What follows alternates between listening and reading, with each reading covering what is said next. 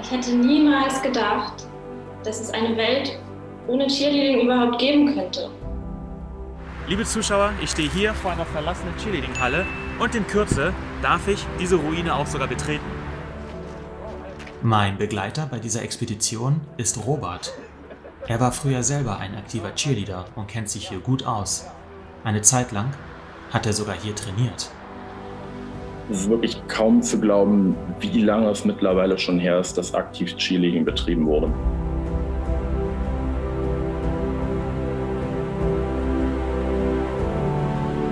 Manchmal, da träume ich von Cheerleading und dann höre ich im Traum so in der Ferne 5, 6, 7, 8 und dann mittendrin werde ich wach und dann war das doch nur ein Traum.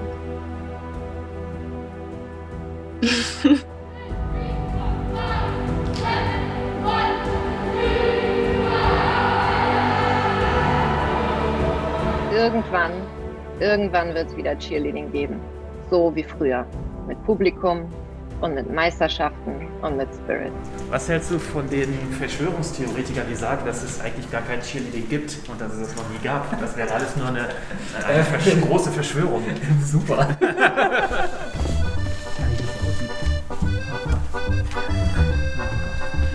Hier gab es früher Cheerleading. Hier wurde gecheert, sagt man so. Es ist lange her, aber es ist tatsächlich passiert, damals. Oh, das Licht geht sogar noch.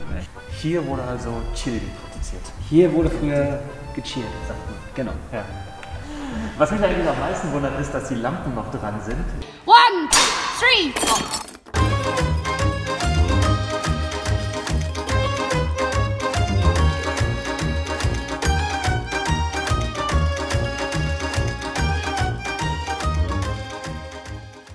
Wir durchleben seit langem eine Pandemie, verursacht durch, ihr wisst schon, das C-Virus. Die Welt hat sich stark verändert und vieles ist ausgestorben. Gemeinsam begeben wir uns auf den Spuren einer Sportart aus der Vergangenheit.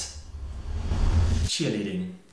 Angeblich ist Cheerleading die älteste Sportart der Welt, denn man hat schon Hieroglyphen und Höhlenmalereien gefunden, auf denen frühere Formen der Sportart zu erkennen sind. Obwohl sich Menschen natürlich schon immer gegenseitig unterstützt haben, wurde Cheerleading offiziell 1898. Okay, nochmal.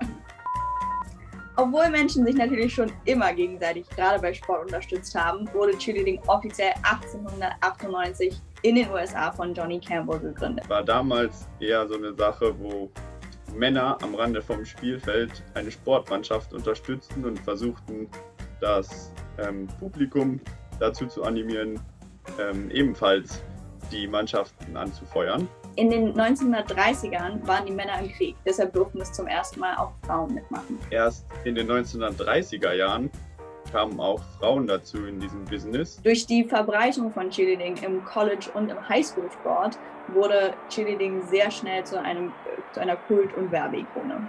Und nach Deutschland kam das Cheerleading in den 1980er Jahren. Und es wurde 2017 sogar in den Deutschen Olympischen Sportbund aufgenommen und verbreitet sich hier immer mehr. Verbreitete jetzt nicht mehr.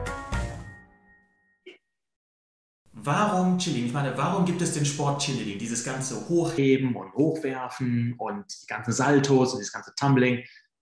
Wozu? Meine Mama hat gesagt, dass das Ganze anfing, als man sich gegenseitig hochgehoben hat, um an die saftigen Früchte von hohen Bäumen zu kommen. Aber wenn die mal zu hoch hingen, dann wurde einfach jemand in einem Basket hochgehoben. Hochgehoben? Du meinst eher hochgeworfen, oder? Ja, stimmt. Hochgeworfen. Als die ersten Menschen damals vor Raubtieren flüchten mussten, waren sie schneller mit einem Tumbling-Pass. Außerdem hat das die Tiere verwirrt, wenn die Menschen auf einmal auch anfingen, Saltos und Flickflacks zu machen. Die Tiere haben dann nur noch doof geguckt und dann doch lieber Zebras und Gazellen gejagt. Ja, Cheerleading verbindet turnerische, akrobatische und Show-Elemente. Durch Kreativität, Geschwindigkeit, Rhythmus und ganz viel Spirit versucht man sich so beeindruckend wie möglich zu präsentieren. Wie dürfen wir uns eigentlich einen Cheerleader vorstellen? Was macht ein Cheerleader aus? Woraus besteht zum Beispiel die Ausrüstung? Cheerleader treten in diversen Formen auf. Beide machen teilweise das Gleiche, die gleichen Stunts und die gleichen Figuren, aber sie unterscheiden sich äußerlich ein bisschen voneinander. Eine Unterart, die Forscher beobachten konnten, zeichnet sich durch farbenfrohe Bandanas an ihren Handgelenken aus.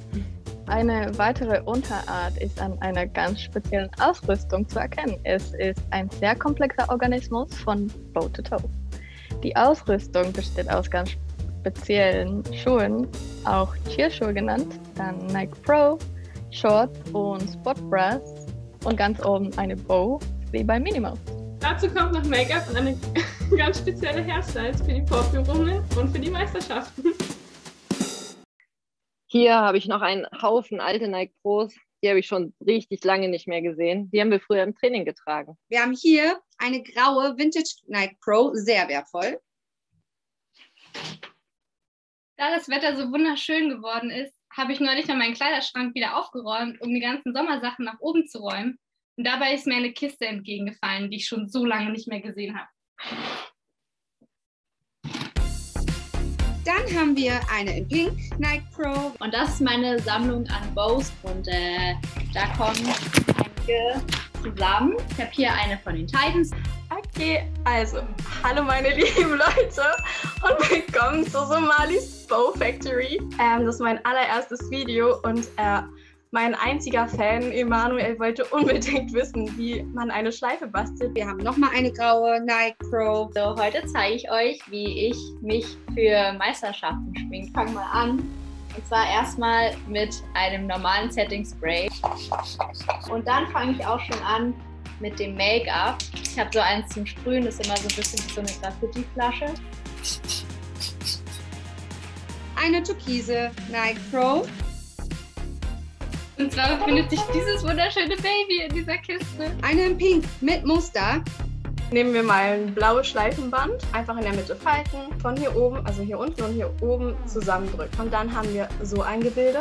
Dann habe ich hier eine von den Stingrays, ist auch schon ein bisschen älter. Das hier ist meine Cheerschuhtasche.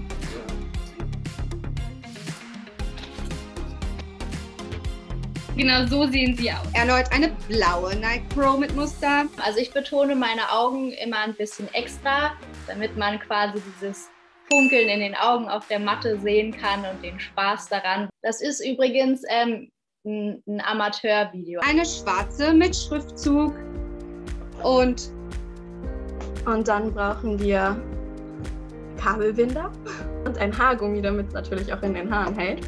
Ich finde es so blöd, einen Kabelbinder zu machen. Oh. Jetzt habe ich meine Schleife kaputt gemacht. Können wir nochmal anfangen? Eine schwarze mit Muster Nike Pro. Dann noch eine von den Titans und noch eine von den Titans. Für gewöhnlich sind Cheerschuhe eigentlich weiß, damit alle Cheerleader gleich und einheitlich aussehen. Also wie gesagt, hier, ne, Schleifer, Kabelbinder. So, und wenn ihr zufrieden seid, dann zieht ihr zu. Dann habe ich hier eine aus der Highschool von damals, die trägt man so unten. Das ist nicht so eine, sondern die trägt man unten. Wir haben hier hinten und an der Seite eine coole, dass wenn die Bases den Schuh anfassen, einen guten Grip haben. Nochmal eine pinke. Oh, und besonders eine besondere Nike Pro, denn sie hat Strasssteine. Und jetzt kommt mit das Wichtigste, finde ich, und zwar die Lippen. Die sind super wichtig, weil wir ja super viel lächeln. Man sollte das Lächeln auch sehen, deswegen sollte man die Lippen auch betonen. So, jetzt sehen wir erstmal aus wie eine Clown. So, und damit es aber nicht so lächerlich bleibt hier, füllen wir die Lippen natürlich noch aus mit rotem Lippenstift. Oh Gott, ich sehe ja wirklich aus wie ein Clown. Da kriege ich jetzt bestimmt Ärger von Gucci, weil das nicht die offizielle Titans-Farbe ist. Ist das so okay? Mal gucken, ob man Lippenstift an den Zähnen hat. Wir haben eine neongelbe Nike Pro. Auf jeden Fall sind das meine absoluten Lieblingsschuhe und ich kann es gar nicht erwarten, diese endlich wieder anhaben zu dürfen. Und dass diese Schuhe mich in die Lüfte befördern und ich endlich wieder fliegen darf. Dann habe ich hier eine vom Alex zugeschickt bekommen. Die lege ich vorsichtig zur Seite, ist nämlich neu. Tada! Und zwar nehmen wir einfach die Enden so zusammen, schneiden schräg in das geschlossene Ende, damit halt dieses V entsteht. Und am besten nehmt ihr eine gute Schere, nicht so wie meine. Okay, wir tun jetzt so, als wäre es richtig schön. Aber das, was eigentlich entstehen sollte. Und meine Top Gun Schleife. Und das war's auch schon. Die stinkt eigentlich nicht. Oh, der stinkt. Also das war's mit meinem Make-up-Tutorial. Ich kann das Wort nicht mehr richtig aussprechen. Wenn es euch gefallen hat, dann lasst mir ein Like da. Folgt mir auf meinem YouTube-Video, auf meinem YouTube-Account. Kann ich das nochmal machen? Ja, und das war's. Ich hoffe, dir hat mein Video gefallen. Dann gebt mir einen Daumen hoch, kommentiert und abonniert. Stay tuned for my next video.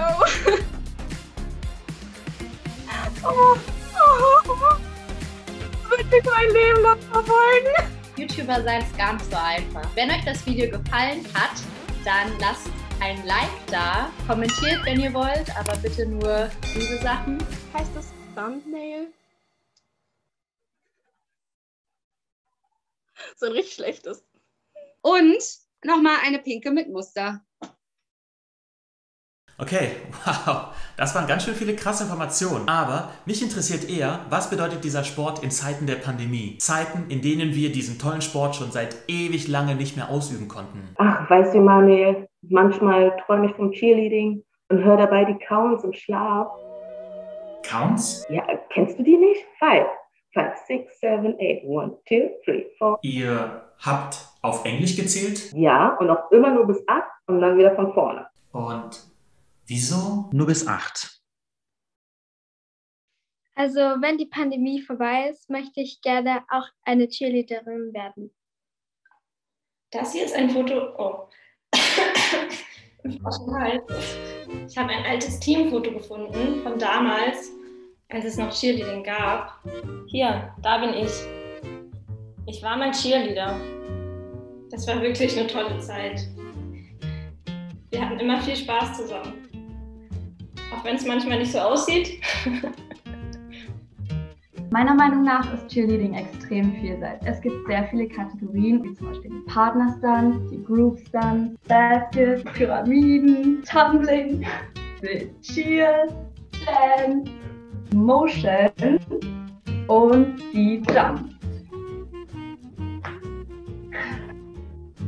Ja, beim Partnerstunt kann man als Base den Flyer über verschiedene Möglichkeiten, zum Beispiel den Walk-In oder den Toss in die verschiedenen oberen Positionen, wie jetzt den Hands oder den Block oder in den QP befördern. Oder hochheben, wäre vielleicht auch gut. Ja. Einmal gibt es den straighten Toss, der gerade nach oben geht. Es gibt die Möglichkeit, den Flyer mit einer vollen Drehung nach oben zu befördern. Das ist ein Full-Up. Oder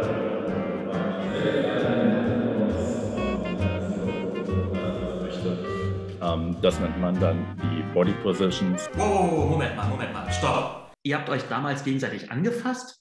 Wir haben uns mit Küsschen auf die Wange begrüßt, wir haben uns umarmt, wir haben Hände gehalten. Das ist ja ekelhaft. Am Ende des Trainings haben wir uns alle komplett verschwitzt in einen Kreis gestellt, so nah beieinander, die Hände in die Mitte gemacht und dann haben wir laut geschrien.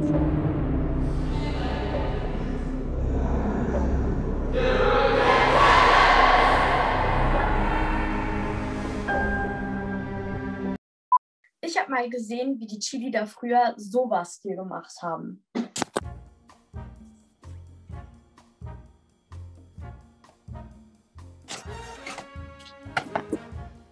Ich weiß aber nicht genau, was das ist oder wie das heißt. Aber ja, vielleicht kann das ja jemand erklären. Okay. Diese Body Position ist quasi die Basic Body Position, die wir im Cheerleading haben und immer als erstes lernen. Wo genau der Name herkommt, weiß ich nicht so genau, aber da das Liberty heißt, könnte ich mir gut vorstellen, dass es von der Statue of Liberty kommt. In New York, weil man ja wie eine Freiheitsstatue quasi auf dem Stand draufsteht. Also ich zeige euch jetzt eine Body Position. Leider weiß ich nicht ganz, wie die heißt. Ah, das ist ein Stretch. Und zwar ist es beim Stretch so, dass wir beide Beine durchdrücken, dann ein gestrecktes Bein hochziehen und dabei ein High-Knee machen und sich schön dabei ranziehen. Ich erinnere mich an eine Body Position, aber ich weiß nicht ganz, wie sie heißt. Sie geht so.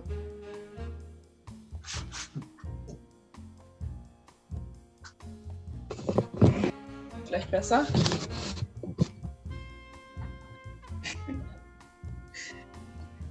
Das ist ein Skorpion.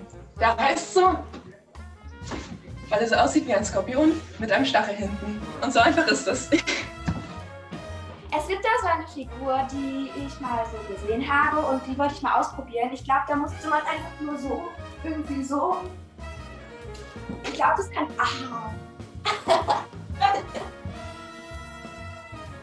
Mein Rücken hat geknackt.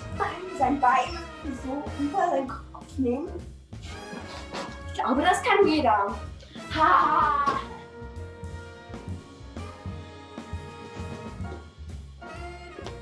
Diese Position nennt sich Needle, denn man ragt wie eine Nadel in den Himmel. Okay, jetzt mache ich eine Scale. Aber in Mexiko nennen wir ja das Nike, weil wie ihr seht, es sieht wie eine Nike-Logo aus. Vorher. Aber eine Body Position haben wir doch noch vergessen. Ich zeige euch mal welche. Vielleicht könnt ihr auch erraten, wie man sie nennt. Einfach ziehen, einfach stehen und dann seid ihr schon fertig. Und?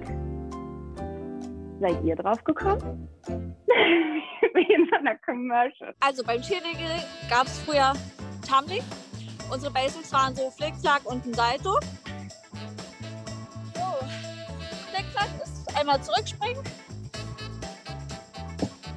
So, das ist ein Flickflack. Jetzt zeige ich euch noch ein Salto. Ist eine auch Rückwärtsbewegung, aber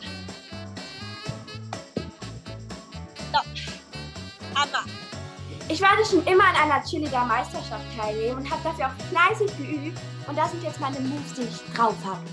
Like it, make your hands clap. Ich habe sogar noch was gefunden von damals. Ja.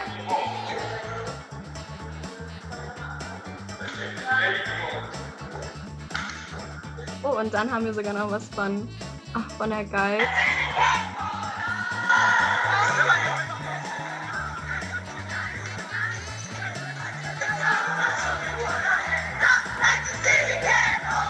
Also ich freue mich, wenn die Pandemie vorbei ist, vor allem auf die Meisterschaft. Und ja, dafür trainieren wir fleißig und dann freue ich mich, wenn wir das dann nach der Meisterschaft zeigen können. Ja, ich halte mich fit für den Ernstfall mit Push-Ups, Handständen und Bauchübungen. Und am Ende darf man ja noch träumen. Vielleicht geht es irgendwann demnächst wieder in die Halle.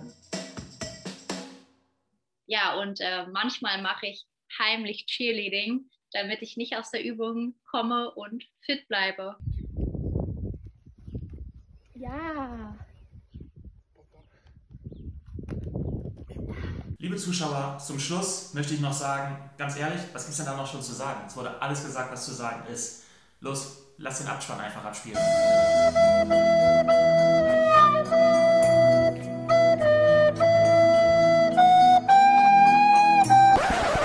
Leute, es ist nicht mehr lange. Wir haben das Ende hoffentlich fast erreicht. Ich denke, wir werden bald wieder zusammen trainieren können. Haltet also noch ein bisschen durch. Und dann gibt es auch wieder vernünftige Cheerleading-Videos.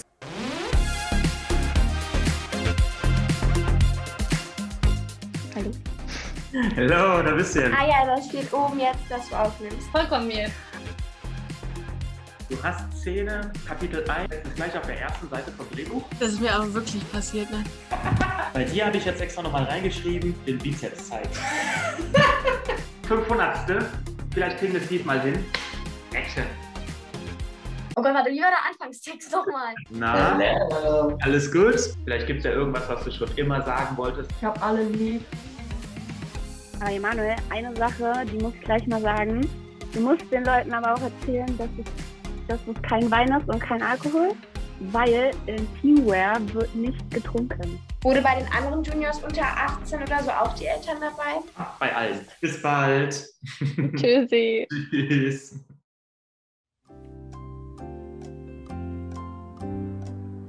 Eins noch. Wir haben ja total vergessen, unser Quiz aufzulösen. Seid ihr mittlerweile drauf gekommen? Die richtige Antwort lautet